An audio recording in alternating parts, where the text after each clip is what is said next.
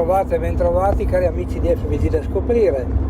Questa volta faremo un giro con una supercar, una macchina che molti sognano, una macchina di una casa inglese che era stata resa famosa già dalle corse quasi un secolo fa, poi anche nel mondo dei fumetti era la macchina diabolica, vi ricordate la Jaguar Type A? Noi questa volta vi porteremo a fare un giro con una Jaguar XF Sport Break, che della Type A ricorda molto la forma nel muso, una macchina familiare, una macchina sport wagon, una macchina molto lunga, 190 cavalli, diesel, 4 ruote motrici, tutto quello che si potrebbe desiderare di avere una vettura di quel livello, interni in pelle, finitura in legno, ogni tipo di accessorio dedicato a coccolare i passeggeri, ma anche il conducente, sedili riscaldati, raffreddati, regolabili, un impianto stereo che ripete le stesse condizioni anche ai passeggeri dei sedili posteriori, tetto completamente finestrato e apribile, diesel, ma una cosa molto importante per questo tipo di vetture, per le soluzioni tecnologiche più recenti, diesel che comunque fa 20 con un litro a 120 km/h, se dovete spostarvi frequentemente con una macchina di questo tipo non avrete una grande incidenza anche nei consumi. Da lì andremo sul Coglio, torneremo sul Coglio questa volta, andremo a visitare un'azienda al confine, un'azienda di frontiera, il confine non c'è più, a contatto con la Slovenia, Tiare a Vencò, proprio sul valico di Vencò. Roberto Snidarcic e Sandra ci accompagneranno in un viaggio di degustazione di sapori stellati, e ricordiamo che il Sauvignon di Tiare ha vinto il campionato del mondo nel 2015, poi altri suoi vini hanno ottenuto risultati blasonati, ma abbiamo assaggiato perfino un Merlot che Claudio Fabro ci racconterà nella nostra intervista, enologo, giornalista, scrittore, una delle voci del vino del Friuli Venezia Giulia, del vino friulano. Era una tra le varietà più coltivate agli inizi del secolo scorso, un Merlot del 2002, conservato in una bottiglia Magnum, buonissimo, ma soprattutto parleremo di comunicazione, la differenza tra comunicare e informare. Cosa vuol dire informare la gente, dargli notizie esatte delle cose, mentre comunicare significa raccontare quello che si vuole raccontare di una situazione, di una realtà, di un territorio. È importante conoscere questa distinzione, come è importante distinguere nei media televisivi, radiofonici, anche nella carta stampata, la differenza tra l'articolo giornalistico e l'inserzione pubblicitaria, la cosiddetta marchetta, che tutti ormai noi operatori della comunicazione e dell'informazione sappiamo distinguere. Il pubblico non è dato a fare tutti questi passaggi. Buona visione cari amici, non è che sono tornato indietro di qualche anno, sto provando comunque una macchina che vedrete in una delle prossime puntate. A presto amici.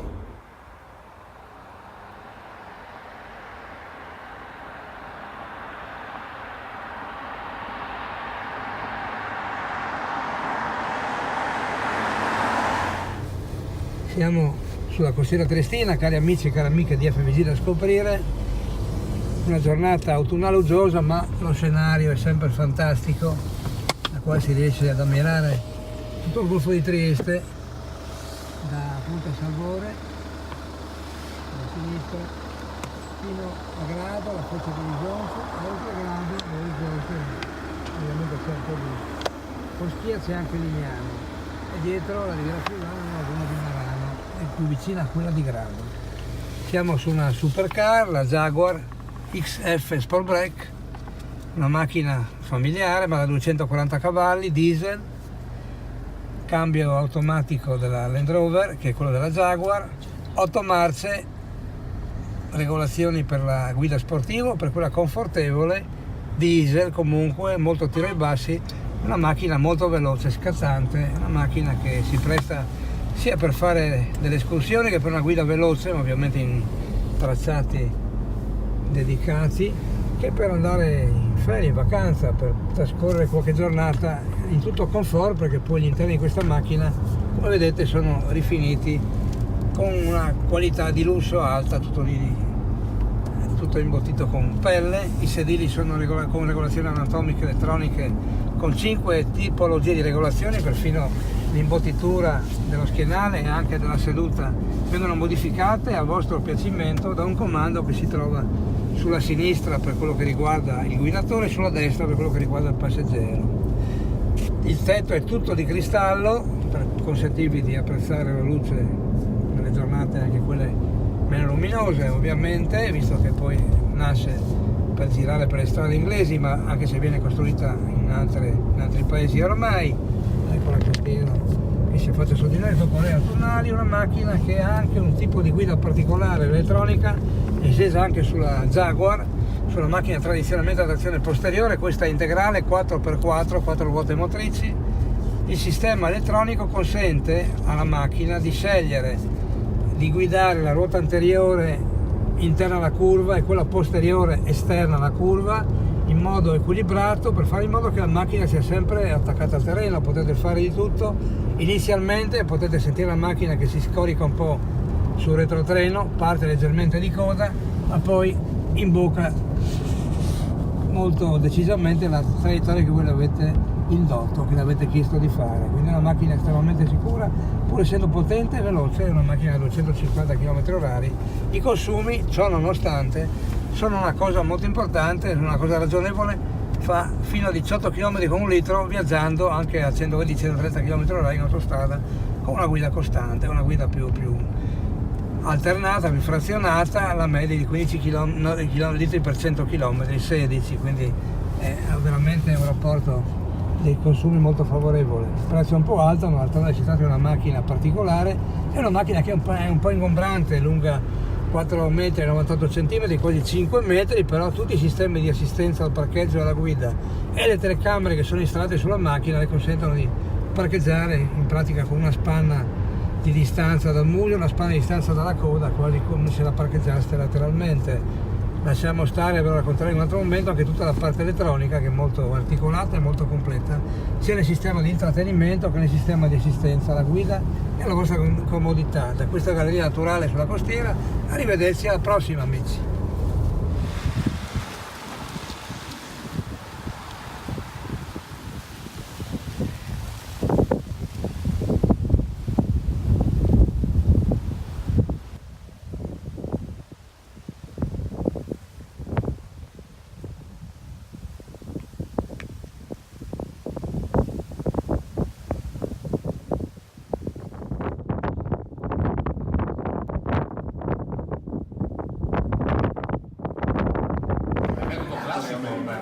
Sì. Questo è un... Aspetta che do un'occhiata. Prima che i francesi sono in bellissimo. 36 mesi, quindi ha 17 anni e a quanto pare si è comportato... Sentiamo Claudio. Allora, statisticamente in Friuli, che eravamo noi rosso dipendenti, non intendo stalinisti, parliamo degli anni 80, era più rosso che bianco. Oggi siamo l'85% di bianchi, e questo perché? Il maligno ha detto perché le nostre donne sono stufate di lavare le tovaglie.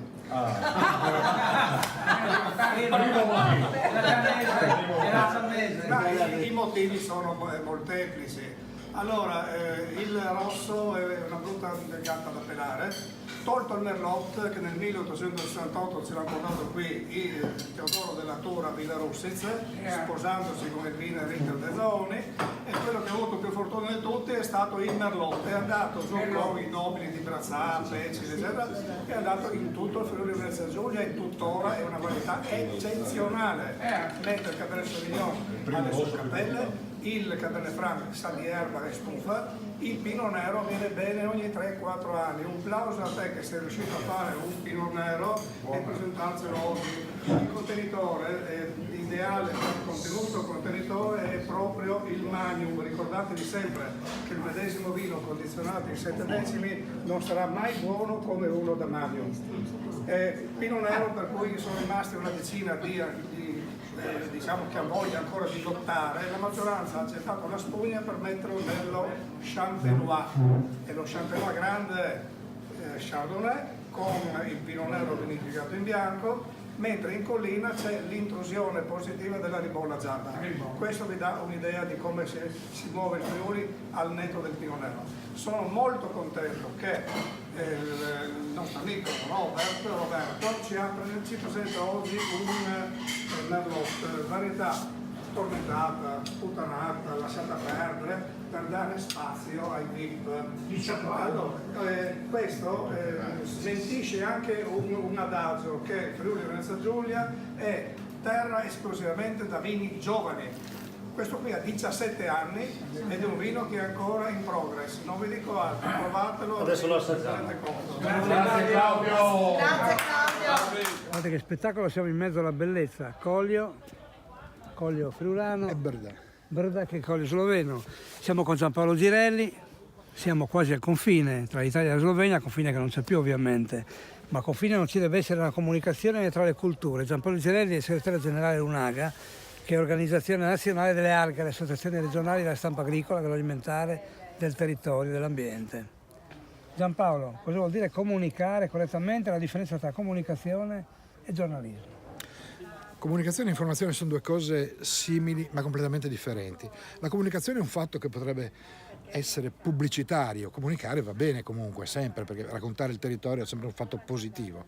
Informare è dare l'informazione corretta del territorio, è dare l'informazione di quelli che sono i prodotti, di come vengono fatti in maniera corretta, creando anche e dando all'ascoltatore, al lettore, l'informazione precisa sia della qualità del prodotto ma anche del difetto del prodotto, mentre il comunicatore dà tutto in positivo. Perché gli conviene ovviamente, perché è pagato per quello. Ecco, la differenza è questa, manca una deontologia da parte del comunicatore, perché il comunicatore non ha bisogno di deontologia, mentre l'informatore, che solitamente è un giornalista, deve rispettare una certa deontologia che gli impone di mantenere una certa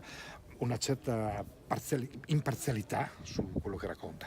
Quindi questo è il percorso della carta dell'informazione dell'agroalimentare che è stata firmata all'Expo dall'UNAGA qualche anno fa. Sì, è stata anche all'ultimo congresso di Levico, è stato ribadito il concetto di mantenere questo sistema, di mantenere appunto una deontologia anche nell'informazione, anche nell'informazione commerciale, perché a volte quando si parla di territorio, quando si parla di vini, quando si parla di prodotti, si parla anche di prodotti, si fa anche pubblicità, però l'importante è farla con un certo criterio e dove effettivamente merita. Ma si fa anche cultura del territorio, perché la prossima programmazione comunitaria dell'Unione Europea sarà basata e fondata sulla comunicazione della cultura del territorio. Sì, la cultura del territorio è importante il terroir, è importante che cosa nasce intorno al territorio. È un discorso complesso che va inquadrato in una maniera complessiva, non si può parlare soltanto di un singolo prodotto, ma dobbiamo vedere tutto quello che ci sta dietro, il lavoro, l'impegno, il lavoro. Bene, andiamo adesso all'azienda Tiara, prima che sparino anche noi, forse stiamo sparando in Slovenia, sento del rumore di fondo. Claudio Fabbra, un maestro della comunicazione del territorio. Cosa vuol dire raccontare il Collio, per esempio? Cosa vuol dire raccontare i frutti del territorio e la lavorazione della terra di queste zone? Oddio, è un privilegio anche perché lavorandoci, vivendoci da moltissimi anni, ho passato la mia terza generazione, quindi sto assistendo a un'evoluzione positiva da quello che hanno lasciato i nonni e quello che hanno poi raccolto i figli nei bellissimi anni 70-90 e quello che la generazione attuale dei nipoti sta portando avanti. È un territorio baciato veramente non dalla bellezza di un nome, Collio è un nome bellissimo, come Ribolla Gialla è un nome bellissimo, come tanti nomi di viti e vitigni lo sono. Qui c'è gente che lavora, ha sempre lavorato da generazioni, c'è una storia a monte, chi non ha storia non può inventarsela, chi ha una storia anche complessa come quella del posto in cui noi siamo oggi, quindi siamo a esattamente 200 metri dall'ex confine con l'allora Jugoslavia, e che dobbiamo ricordare che fino a dicembre del 2007 era un confine severo. Forse si è ammorbidito già nel 1991, però confine era, per cui c'era un rapporto intimo fra le genti di qua e le genti di là che ricordavano la bellezza di un collio storico che nasce nel 1866 e va fino alla prima guerra mondiale, che nessuno di qui sicuramente voleva, anche perché le genti del collio portavano i loro prodotti, chiamano ciliegie, susine, le uve, le portavano in piazza Cormons, perché nel mercato tutto serviva per trattare e incassare immediatamente, caricare sui treni che andavano poi a Klagenfurt, Vienna, e taluni andavano fino a San Pietroburgo e Varsavia. È una storia nella storia. Oggi assistiamo ad un Collio 3.0, come direbbe il manager attuale o il comunicatore attuale, indubbiamente è cambiato. Se devo dire, cambiato in meglio. Cambiato in meglio perché è venuta meno così intanto il ricordo molto stretto di due guerre, la possibilità di estrapolarsi da un mondo di malinconie che il mondo ci ha regalato dopo il 2008. Noi siamo dopo 10 anni di fallimenti generali, almeno in un settore dove c'è uno spiraglio di speranza, di voglia di fare, di voglia di progredire, di volerci bene, indipendentemente che uno si chiami dog di qua, dog di là, IGT di là e di qua. Ecco. Per cui la qualità paga, la famiglia paga, i rapporti con il consumatore pagano, i rapporti poi con i mezzi di comunicazione, se sono corretti, pagano ancora di più. Bisogna che ci sia reciprocità da parte di chi comunica, da parte di chi ascolta e da chi fotograferà e metterà anche poi nei media in maniera molto corretta, il che è molto importante. Bene. Grazie Claudio. Claudio, siamo in vigna, enologo da sempre, consulente magister nella nostra Enology. Oggi abbiamo assaggiato dei vini particolari che non avevamo pensato di assaggiare sul Collio. Riesling, Traminer, Pinot Nero. Ma come? C'è la terra dei grandi vini bianchi, ma vini bianchi quelli di prodotto consumo, non è così? Ma chiamiamole un po' provocazione, un po' anche un richiamo storico di presenze. Per esempio il Pinot Nero prima del 1868 qui non c'era, il Riesling arriva anche nel periodo del Friuli austriaco, quindi dopo il 1868 fino alla prima guerra mondiale, ma anche oltre, quindi sono presenze mitteleuropee l'uno.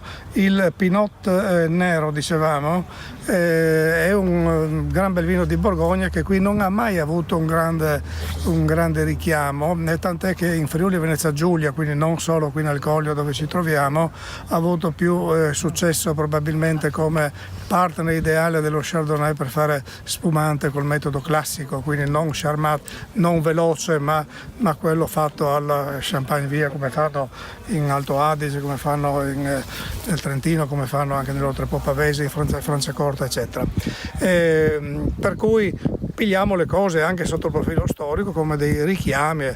Sauvignon ha anche un bel vitigno che si è ambientato molto bene in Friuli Venezia Giulia, terra dei vini bianchi, quindi qui essenzialmente terra dei vini bianchi. Il Collio, quando tutto il Friuli mediamente faceva più del 60% di varietà bacca rossa, qui è sempre stato l'85% di varietà bianche. I nonni dei nonni cosa piantavano? Tokai, ribolla e malvasia. Tokai, ribolla gialla e malvasia. E tante volte non sapendo come fare il famoso blend, uvage, tutto quello che volete, però miscelandoli facevano un grandissimo vino bianco e si fermavano lì. Non esisteva la bottiglia, le etichette diversificate, DOCG, IGT, per cui nelle mie prime esperienze tante volte mi arrivava nel laboratorio di analisi un Collio bianco, io sapevo che dentro la base era Tokai, ribolla e malvasia. Ma perché? Perché il Tokai aveva questa acidità fissa piuttosto bassa, quindi cascava un po' in bocca, ma era morbido, aveva questa nota di mandorla che è meravigliosa se abbinata con un bel prosciutto di San Daniele. La malvasia aveva questa bellissima nota anche di un po' di pepato, di salato. E poi c'era una badante, che era la badante la ribolla gialla, perché aveva un po' di acidità, era bella, fresca, acidula ed era veramente un vino di grande gradimento. Oggi viaggia bene da sola perché ha un nome bellissimo, se poi mettiamo dentro vicino che è anche buona, tanto meglio. Grazie Claudio, andiamo a farci bene, no? Andiamo in vigna. Questo una volta si faceva col vimini. E i nostri vecchi avevano tutti quanti il vimini, lo allevavano appositamente per legare la vite. Questo praticamente è un archetto che lo puoi mettere così, ma taluni mettono anche lungo il filo, quindi questo potrebbe diventare in futuro un Guyot, sistema francese, perché i francesi ci hanno insegnato moltissimo veramente. E noi abbiamo imparato il meglio dei francesi e lo diciamo, i francesi certe volte imparano anche le potature da noi, ma non lo dicono, perché sono più volponi di noi. Ci hanno insegnato a comunicare il vino da sempre. Sì. E tutti i nomi belli che a livello mediatico contano, il francese dice no, questo è un nome mio, quindi terroir, cru, champenois, dicono no, questa è roba mia, non è roba tua. Però l'importante è la qualità. Alla fine stiamo vincendo noi, però mi pare, sia come qualità che come quantità quasi. Ma basta non romperci le scatole a vicenda, tutto scorre, basta fare qualità e essere seri. Roberto, azienda agricola Tiare, al confine, all'ex confine tra Italia e Slovenia, quasi un'agricoltura eroica di frontiera, ma è diventata un'eccellenza a livello internazionale e mondiale. Già dalla vigna si vede che la qualità di questa cantina è molto alta, perché è curata come il giardino di casa. Il giardino di casa, perché noi seminiamo queste erbe, queste leguminose, che poi in primavera le interriamo e serviranno da concime alle nostre viti. Non solo cantina di pregio, ma cantina di qualità anche, che sta facendo delle scoperte interessanti. Abbiamo assaggiato delle cose particolari anche di 20 anni o quasi 20 anni. Sì, sono rimasto stupito anch'io oggi quando abbiamo stappato questa Malvasia del 2011 che veramente si è conservata molto bene ed era veramente buona, interessante, piacevole. E poi mi ha stupito tantissimo il Merlot del 2002, quindi 17 anni di affinamento proprio anche in bottiglia, ed è un grandissimo vino. Tutti siamo rimasti veramente entusiasti di questo grande Merlot del 2002. Grandi vini rossi, non solo vini bianchi, ma anche Pinot Noir. Pinot Nero qua ha vinto un Grand Prix mondiale, quindi non stiamo scherzando, è arrivato all'eccellenza globale. Sono partito dal Sauvignon, che è stato il mio vitigno preferito sin da quando ero ragazzino. Ci ho lavorato per tanti anni e ho avuto i miei grandissimi risultati a livello mondiale. Sì, il mio Sauvignon è stato premiato a Bordeaux qual è il miglior Sauvignon del mondo, quindi vuol dire che con questo vitigno sono arrivato, diciamo, al successo.